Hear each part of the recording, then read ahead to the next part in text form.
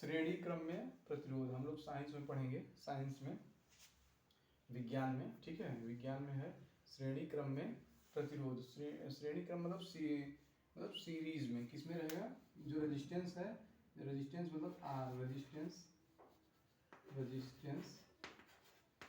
मतलब आर जो है, आर किस में रहेगा, आर जो रहेगा सीरीज में रहेगा, किस में रहेगा, सीरीज में। तो हम लोग यहाँ पे देखते हैं कैसे सीरीज में प्रतिरोध जुड़े हुए हैं। 3 प्रतिरोध, ये R1, एक प्रतिरोध R1, दूसरा प्रतिरोध R2 और तीसरा प्रतिरोध R3। R1, R2, R3 प्रतिरोध का सिंबल मतलब इस तरह से ये होता है प्रतिरोध, ठीक है। ये मतलब करंट के फ्लो को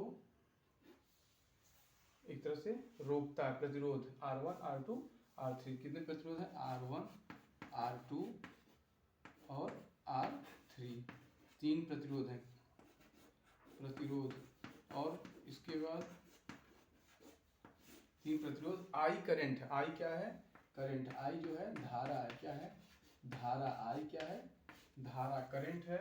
और V वोल्ट का विभवांतर है, V वोल्ट का विभवांतर है, V विभवांतर, V क्या है, विभवांतर है।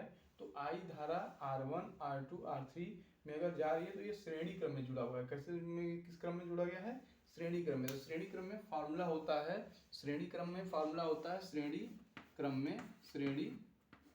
क्रम में जो प्रतिरोध होता है वो ज्यादा कैपिटल आर, समतुल्य आर, कैपिटल आर मतलब समतुल्य आर, कैपिटल आर बराबर हो जाएगा R1 plus R2 plus R3, ये फार्मूला हो जाता है। ये तीनों फार्मूले को हम लोग, ये तीन जितने प्रतिरोध दिए रहेंगे श्रेणी क्रम में, उसको हम लोग जोड़ देते हैं। और R का फार्मूला होता है V equal to I R, एक होता है V equal to I R, R equal to हो जाता है V upon R, R equal to होता है V upon I, V upon I. ये हम लोग को ध्यान रखना होता है कि R जो है प्रतिरोध होता है, V विभवांतर होता है और ये I करंट होता है। इसी को हम लोग ओम का नियम भी कहते हैं।